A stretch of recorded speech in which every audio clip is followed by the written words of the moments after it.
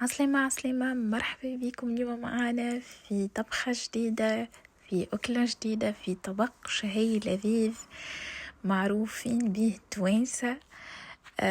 كسكسي بكل تفاصيله وأسراره، يشهي كسكسي صيفي، كسكسي خفيف متاع عروسات. الحق بتاع ربي حبيت نودكم بيه على خاطر كنت نستنى في حاجة وجايتني، فقلت لازم نصور لكم ونشارككم معايا فرحتي بهالحاجة هذه. بالحق ذكرتني في البلاد وكل شيء، فقلت لازم نشارك معكم فرحتي وما تستنيتش. معنى ملي وصلتني البوكس قلت توا نمشي نطيب كسكسي. كمان جيت مقفول وكسكاس.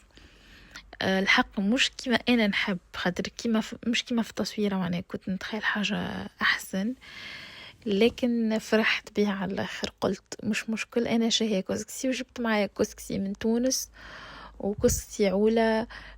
نودكم ولا نشهيكم كالريحه وكالبنه حسيلو حاجه اخرى، وسبحان الله ربي نزل فيه البركه.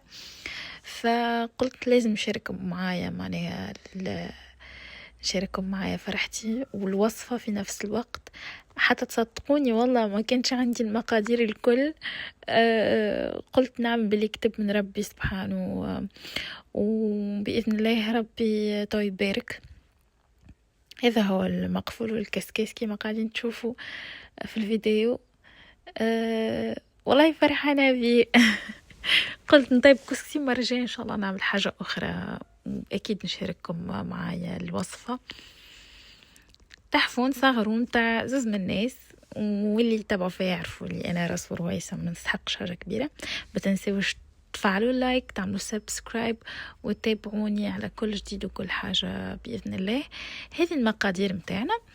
عندي كما قاعدين تشوفوا لحم، بطاطا قصيتها كيكة براج، بصل قصيته جويد، بصلة كاملة، كالفلفل هذاك أحمر حسيله شاح عندي، قلت والله ما يهمني نعمل بيه هو. عندي حمص منفخ، ملح وفلفل أكحل، الطماطم، زيت قليين، عندي بابريكا يعني فلفل أحمر وكركم وكليل وزعتر. وتنقلكمش باش نعمل بيه، خاطر الوصفة هذه وصفة عريس، وصفة أفراح. راكم صدقوني والله كي تعملوا باش تقعدوا تدعيوا لي بالحق، على خاطر بنين قد ما نقولكم. وعرفتوا المطعم تاع الأفراح، يعني كسكسي الفرح هكاك بالضبط. هنا حطيت المقدار متاع الحمص متاعي، وانتم ديما ضعفوا. انا هاكم شفتوا بال صغرونه، يعني صحفة صغيرة حطيت فيها الحمص. انتم كان عندكم كمية أكبر تضاعفوا. حطيت فيها مغرفة صغيرة كركم، وتقريبا مغرفة ملح.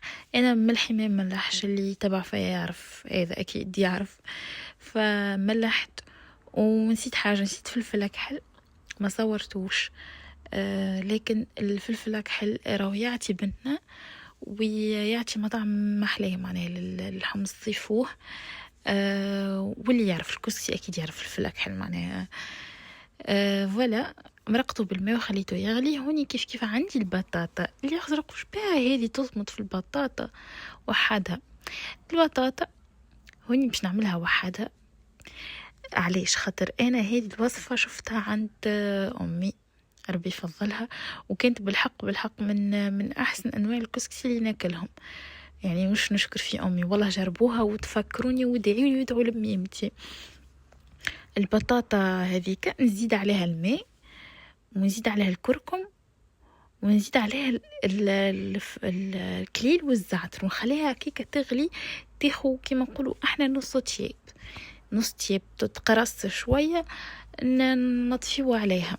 خاطر انا دجا بعد باش نقليها، فهمتوا؟ فما نخليهاش تطيب، باش نعملها مقليه محمره. فوالا صدقوني والله ما عندكمش علاش تحلفوني، وملح اكيد ما عندكمش علاش تحلفوني انه ريحه البطاطا وحدها قبل ما يطيب الكسكسي ملات الدار الكل. يعني الدار الكل ولات ريحتها كيلو زعتر.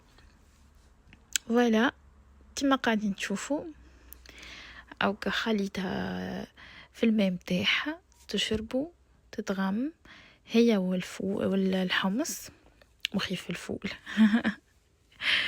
في الفول كسكسي ربيع، هذا كسكسي صيفي، هذا نقولوا له كسكسي فرح، كسكسي عروسيد. ولا خليته يخو غلوة. من بعد عندي البطاطا طابت، قلت خليني نقلها سرعت في الفيديو باش ما تقعدوش تخسروا لي حتى نرص في هذاك الكل. وقليت الفلفلات، ملحتهم وقليتهم كيما تعرفوا نقليو الفلفل عادي. هذا المقفل والكسكس نتاعي صغرون التحفون. قلت خليني نوريهولكم كيفاش. ولا والله فرحانه بيه. نصار اللي يعيش في الغربه يعرفوا الاحساس هذا، يعرفوا كي تجيهم حاجه من البلاد او حاجه تبع اصلهم وعاداتهم يفرحوا بها بالقدا، يعني كانوا ندرشني جاهم. فوالا حطيت زيت القليين، ما تحطوش زيت زيتونه خاطر يتحرق. وهاني باش نعطيكم استيوس هنا باش ما يتحرق لكمش زيت زيتونه. قليت في الزيت القليل شويه بصل يعني مقصوص شويه، قصيته شويد وبصله، هي مقدار بصله راهو مش مستحقه. ونكتب لكم المقادير الكل في صندوق الوصف. عندي هنا طماط كونسونطري او طماطم معجونه او دبس بندوره، كل بلاد كيفاش يسميوها. حطيت زوز مغارفه كبار مليانين. هنا زدت شويه في توا على خاطر المغرفه الثانيه ما كانتش مليانه. وحطيت معاهم البابريكا او الفلفل الاحمر. الفلفل الاحمر متاعنا احنا تويسه. انا عندي مخلط، عندي حار وحلو، خلطهم مع بعضهم وزدتهم للخليط. مغرفه صغيره او مغرفه صغيره مقببه او مغرفه كبيره. وديما نقول انا ما نؤمنش انه حاجه تكون 100% كيما يعني 100% كيما شفناها، لا نحاول نعملوا البصمه متاعنا، فهمتوا؟ فانا نقول انه كل واحد كيفاش يحب. فما عبيد تحب الفلفل حار، فما عبيد تحب الفلفل الحلو، كل واحد وكيفاش يعني. ديجا هو واحد كي باش يحط الفلفل الاكحل باش يحرحر، فانتم كيفاش تحبوا. هنا عندي اللحمات متاعي، حطيتهم رميتهم بعد ما قلت شويه طماطم. وهنا حسيت انه الدنيا لا يزيد ملح. فزدت ملح على خاطر بالحق راه الملح متاعي ما يملحش. باذن الله تنزيد نشوف ملح، نشري ملح يملح، غير ما لقيتش معناها الايامات هذه. وهذا فلفل اكحل، فلفل اكحل كسكسي راهو فلفل اكحل بالاخر. اللي يعرف الكسكسي راهو فلفل اكحل. اللي عنده مشكله مع الفلفل الاكحل ننصحه ما ياكلش كسكسي، خاطر باش يجي كسكسي باسل معناها فيوش مطعم بنين. هذا هو قاعدة نخلط في الخليط متاع اللحم واللفاح والطماطم كل شيء. وبعد ولا هذه تريك، هذه الحاجة اللي باش تزيد في نص البنة متاع الكسكسي، انه انا عندي زيت زيتونة ما حطيتوش يتقلى فيه كل شيء، اما حطيته فوق الخليط اوكي يقعد ما يتحرقش الزيت، وفي نفس الوقت يعطي بنة الزيتونة. واحنا توانسة عاد ما نحكيوش بالحق. عندي الماء مغلي، مرقت الخليط متاعي وخليته في ماء بالماء السخون. ماذا بيكم البنات تمرقوا بالماء السخون خاطر يطيب خير وباش اللحم متاعكم ما يبسش، يعني يقعد مهري نقولوا احنا طايب. فوالا هوني قلت خليني نحط الكسكس متاعي. واحنا هنا شنو نعملوا؟ فما ناس تحط خليط الكسكسي وقتها زي تعمل عليه زيت والملح وكذا. احنا لا، انا امي ما ورتنيش هكا صراحه. يعني احنا الكسكسي متاعنا ناكلو بنين يهبل وما نعملوش هكا، نخليو المرقه تغلي. كي تاخذ المرقه غلوه انتر طون انا شنو نعمل في نفس الوقت؟ نعمل نجيب الكسكسي متاعي اللي هو ذاك كسكسي عوله هكا ديجاكم شفتوا فيه عود قرنفل وفيه كعابر فلفل اكحل، وهذوكم راهم تحطوهم مع الكسكسي الاولى باش الكسكسي ما يعملش عرفتوا كالشعر ويعملش البق والواحد فالحشرات الصغيره هذيك، فالواحد ماذا بيه يحافظ على العلا نتاعو. نحطوا احنا فيه هذاك، وفي نفس الوقت انا راني ما نحيش نطيب بيه على خاطر نحب الريحه والمطعم نتاع الفلفل الاكحل ومتاع العود القرنفل في الكسكسي. فقلت لكم احنا ما نزيتوش الكسكسي، احنا نحطوا فيه كركم كان هو متاع الصيف هكا نحبو ازعر شويه، او ما نحطش فيه كركم. وما يستحقش ملح خاطر انا كسكسيه مفور فملح بطبعه. وبطبيعتي الصوص اللي باش نمرق بيها او المرقه اللي باش نحط عليها الكسكسي من بعد بطبيعتها فيها ملح، فما نستحقش نملح. طاش باش نعمل باش نخلط الكسكسي هذاك الكل بدايه مع الكركم، خاطر انا نحب كسكسي ازعر. كما قلت لكم لو ما تحبوش كسكسي ازعر ما تحطوش كركم، او فما شكون يحط كركم حتى في المرقه. انا ما نحبذهاش خاطر ما تعطيش لون للكسكسي، يعني زايده نحسها المرقه، حتى المرقه ما توليش زعره، فهمتوا؟ خاطر هي دجا المرقه فيها الفلفل الشاي، الفلفل الاحمر يا ربي، ف ما تستحقش. انا هكا نرى، وكل واحد وكيفاش. كيما قلت لكم مثلا مش قاعده في الحاجات هذه يعني ولا. ايوه حبيت نقول لكم مرقه راهم تاع العلوش ما نحطوش فيها تابلو كرويه البنيته، تابلو كرويه يجي مع البقري، فما شكون يحطوا مع الدجاج، لكن ما نحطوهوش مع العلوش. العلوش دجا ما شاء الله طعمه لا غبر عليه. هنا نهز المقفول، هذه زاده حاجه علمتها لي ماما، نهز الكسكاس نحطه على حاجه اكبر منه، وهنا نحط الكسكسي متاعي، وانتر طون نعبي حاجه بول فيها المرقه. فما شكون لا يهبط الكسكسي يحطوا فيه صحفه ويحط عليه المرقه، بعد يعاود يرجعوا في الكسكيس. علاش العذاب والمعون؟ علاش؟ اش نعمل انا هوني البول هذيك نعبي فيها شويه مرقه، ونحط نصب الصوص متاعي من فوقه، يعني نمرق نقولوا احنا بالتونسي، ونخلطه. وهذا هو اللي قاعده نعمل فينا العمليه هذه، نقولوا احنا سقا نسقيوه، هذا اسمها التسقيه، او فمش نقول تفويره، يعني التفويره الاولى نحطوا المرقه باش نخلطوها في وسط الكسكاس، باش ما ناخذوش برشا وقت وما ناخذوش برشا معون. وصراحه معناها انا نحب هكا يكون اسهل، والله العظيم صدقوني بالحق من احسن وابن الكسكسي اللي كليته بالحق. ما معناها ما نكذبش عليكم، ما نخبيش عليكم، الكسكسي هذايا بنا نودكم ونشهيكم، معناها بالحق جربوه. فوالا يعني هشوفوا قاعدة نعطيكم في اسرار، هذه اسرار هذه حاجات انا نعملهم يعني وحدي دارنا، معناها اللي علموهم لي ما اما صدقوني ينفعوا. يعني حاجات كما هكايا مثلا ما يخليكش تضيع وقتك، ما يخليكش تضيع جهدك، ما يخليكش تضيع طاقتك. فواحد ربحان للوقت يتعلم يعمل حاجات كما هكايا، كل مرة يتعلم حاجة، ورانا نتعلم من بعضنا. معناها عادي، انا واحدة من الناس مازلت للتوا نتعلم، كل مرة نتعلم حاجة. شوف الحذيقة، ما خليش حتى نكتة كسكسي، يعني حاجتي كيما كاينه سخرة ما يوريهولكم شراو. انا نحب نوريكم بالتدقيق فاش قاعده نعمل في كوجينتي من الاخر سبونتانيمون.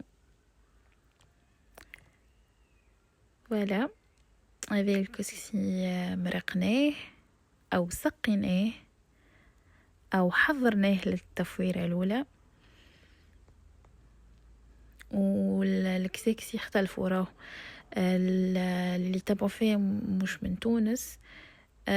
راهو الكسكسي التونسي ما هوش هو الكسكسي المغربي، وما هوش هو الكسكسي الجزائري او الليبي، او فما زاد اخواننا العرب مثلا في مصر عندهم الكسكسي غير يعني مش نفسه.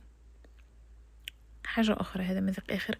كملنا حطينا هوني المقفول الكسكس متاعنا يفور باش يخو تفويرته الأولى، نخليوه مديدة. وأول ما نشوف البخار بتاعي يخرج أعرفوا راو تفويرتنا كملت. ننتقل إلى المرحلة الثانية، وهنا فلت مرحلة باش ما نطولش عليكم فيديو خاطر دجا الفيديو طويل. انه كي قلت لكم يفور بعدها نهبطوا مرة أخرى ونعاودوا نسقوا بنفس الطريقة، يعني ما يختلف حد شيء. وبعد كده نعاودوا نخليوه مدة ربع ساعة أو 4 درجات انتي والغاز متاعك، وتتفقد الكسكسي متاعك وتخلطوا باش ما يعجنش. وتشوفوا اخزروا كعبة بكعبة، صدقوني لا جاني معجن ولا جاني بيزار بالحق، معناها حاجة والله ما شاء الله تبارك الرحمن. يعني ان شاء الله تجربوه وتعجبكم الوصفة ان شاء الله. تا وقت الدريسينج، تا باش نعمل الدريسينج متاعنا بالبطاطا المقلية. البطاطا ريت لي شوية سيت عليها، والفلفل على غالب ما عنديش فلفل، وانا صاي نحب ناكل كسكسي بالفلفل المقلي زيد. فقريت الكعبات اللي عندي والحمصة هاكا زايدة، شوف كيفاش. وعندي كعبات زبيب شللتهم بالماء الدافي، خليتهم في وسط الماء، وبعديك خرجتهم وباش نحطهم الفوق. فما شكون راهو يحب زبيب طايب، احنا الحق طاربي ما مش مساسه بيه طايب ناكلوها هكاكا. قاعده هكا نحط في الكسكسي في الصحن. وفي المرحله هذه نحب نعاود نذكركم ما تنسونيش من جيم وكومنتير تقولوا لي كيفاش نتوما طيبوا الكسكسي متاعكم، وكاين عملتوه قولوا لي هل بنين ولا لا. نحبكم تقولوا لي شنو رايكم وتعطوني رايكم بكل صراحه. وما تنسوش تعملوا سبسكرايب كان ما كنتش مشتركين في القناه بتاعي، وتفعلوا الجرس هذاك للوطه باش يوصلكم اي فيديو نهبطه. فوالا كما قاعدين نشوفوا نتوما لكم حريه الاختيار في التزيين، يعني ماهيش شروط، ما فماش شرط واضح كيفاش نزينه. لكن انا حبيت نشارككم كل لحظه في كوجينتي. بالحق انا نحب نشارككم كل حاجه قاعده نعمل فيها من روحي، بالحق من قلبي. يعني منيش نتصنع، منيش نركب على روحي في حاجات. هذه طبيعتي، هكا سبونتانيمون نعيش. حتى ساعات كي نعمل غلطة مثلا في الكوجينة، مثلا أخت علقت لي قالت لي استعملوا مغرف لوح، أخذ كيفاش سمعت بالنصيحة واستعملت مغرفة لوح. أما يعني كما قلت لكم راني نصرف يعني عفويا، بالحق مانيش نركب في حتى شيء. هذا هو كما قاعدين تشوفوا كحطيت البصل الحمص والزبيب، وتا هكا باش نحط البطاطا والفلفل. يعني حاجة والله العظيم حاجة بنينة صراحة.